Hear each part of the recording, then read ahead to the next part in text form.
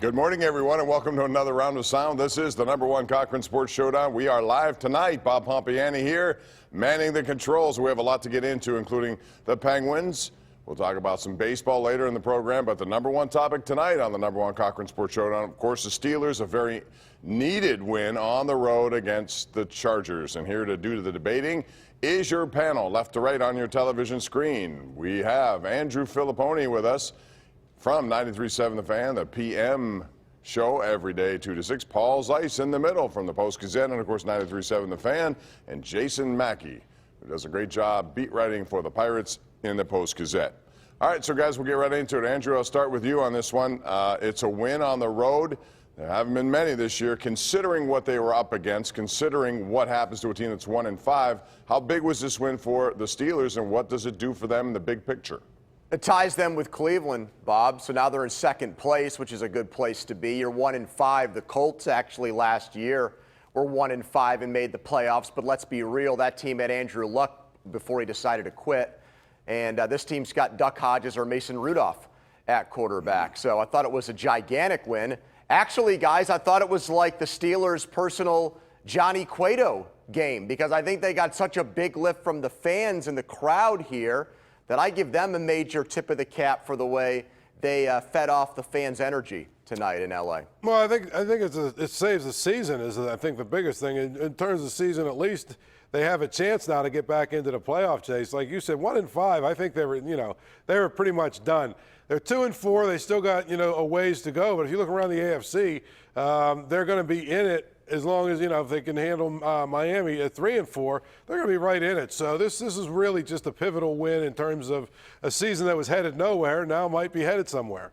I agree with all of that stuff. I certainly wouldn't take issue with it, but I also looked at some of the stuff on the field that was very much encouraging. If you look at the way the defense played, the way Devin Bush played, at least in the first half, I like the pressure they were able to put on Phillip Rivers. I do think that San Diego might be, or Los Angeles, whatever the heck they You're are okay. these days. I've done it all day. They're a team without a home. They're nomads. Yeah, and they're not very good. I mean, I think that's something we should sort of qualify this with. But, I mean, look at the way James Conner ran today. Look They at should the way have the kept Paul's offensive son line. for run defense. Paul, they should have kept Elijah to slow James down. If the Steelers get James Conner, that James Conner every week, it's a completely different team, if you ask me. That's what I mean. I mean, top to bottom, this is a different-looking club, is it not? Yeah, Benny Snell, too, came in when he had to. But the offensive line, to me, they were the jumper cables that got this truck going, and there's no question about that. When you look at the defense, I want to get back to the quarterback in a second, but right now I want to talk about the defense, because as it's playing right now over the last, 2.5 games, I mean, they're showing you that they could be one of the top defenses in this conference with takeaways, with sacks, with pressure, more injuries to talk about tonight because Tua went out, Hayden went out, we didn't see Watt at the end. But Andrew, when you look at it, it's a pretty good defense, which should make it easier knowing that you have some really untested quarterbacks. Well, yeah, and there were no communication issues. That has dogged this team. I thought Minkah Fitzpatrick, that's been a great trade. He's assimilated himself nicely. Didn't have a huge play, but I think he's helped really give this defense, an identity. And I thought one rotten apple was going to spoil the whole bunch tonight with Artie Burns going in. I thought he was going to get picked on by Phillip Rivers, and he ends up getting a game ball at the end of the night because he didn't embarrass himself too badly in this situation. So, yeah, I think, Bob, you have how many first-round picks? 9? I mean, they should, with pedigree, be one of the best defenses in the NFL. That's the thing. They have so many first-round picks on this defense.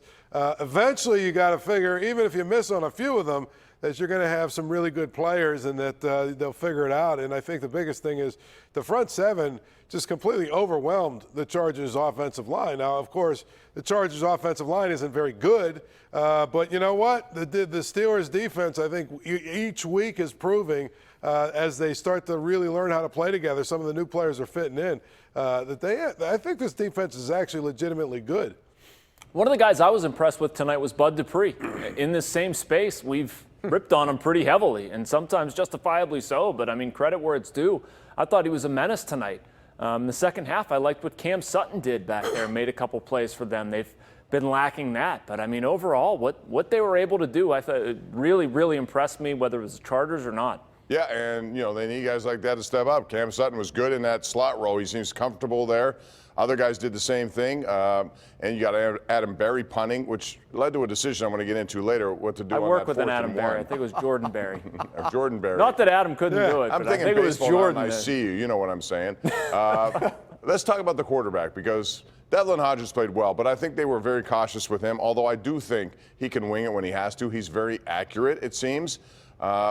But next week, they're off. The week after that, they have Miami at home on a Monday night. So Paul Zeise, if you're them, who do you start if Mason Rudolph is cleared to play, which I would suspect by then he will be? Well, I mean, I think you probably go back to Mason Rudolph because he's the guy you drafted to have that job. I think that what you saw tonight from Hodges was very similar to what you saw from Rudolph from the standpoint of they had a lot of short, safe passes for him. And the one thing they did better, I think, tonight than they've done is run the football. And if they do that, I don't know that it really matters all that much. I just think you got a little more experience with Rudolph. He's played a little bit more. He's a year, he's been in the system a year longer. To me, I'd probably go back to Rudolph. Yeah, I think you got to earn it. It's a meritocracy. This is not Ben Roethlisberger losing his job because of injury. It's an unproven quarterback. I mean, weren't the situations for their first 2 starts, Hodges and Rudolph, pretty much identical? It was a West Coast game where the defense produced a lot of turnovers and short fields with a conservative offensive game plan. One quarterback won, the other didn't. So for that reason, I'm going to Hodges. He's 1-0 in those situations, and Rudolph lost his first crack at it. So, well, technically he didn't lose it. I thought James Conner lost it with a fumble. Well, how about the interception Rudolph had to start the second half? So you're comparing the Chargers to the 49ers. Okay. The Chargers, who right now might be one of the 2 best or 3 best teams in the league. No doubt about it. The 49ers. But the 49ers, that 49er team that is 5-0 was not the 49er team that they played in Week 3, Paul. How many turnovers did San Francisco have in that game? That's fine. 5. But the bottom line is, how many turnovers did the defense score on? It was 7-0 before the offense went on the field. They set Mason Rudolph up in the red zone twice. And how did James Conner run in that game? Not very good. Exactly. You know why? Because they didn't trust Mason Rudolph. The San Francisco 49ers gave him absolutely no credit. And if they were able to run the football with authority like they did tonight, they probably wouldn't have had to trust him that much like they did with Hodges. The one time they did trust him, he threw an interception. But your whole point, Paul, was based on pedigree. Who cares about that?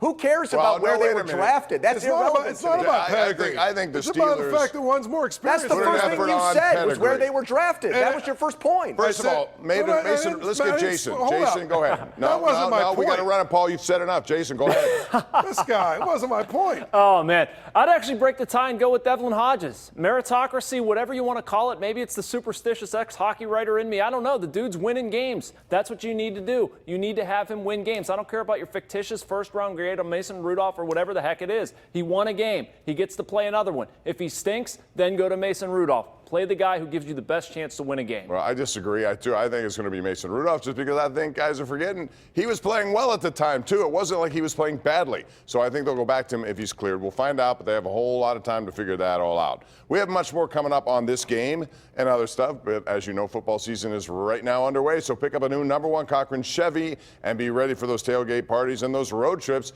but you better get there fast because #1 Cochran Chevrolet's amazing buy and lease specials won't be around too long. You'll get the best offers of the season on all the big-name Chevy players like Silverado, Traverse, and Malibu, only at the new #1 Cochran Chevrolet in Cranberry, formerly Kenny Ross, or you can visit CochranChevrolet.com. Steeler Conversation continues right after this. The #1 Cochran Sports Showdown is brought to you by #1 Cochran, Go One Better, and by Highmark Blue Cross Blue Shield. Have a greater hand in your health.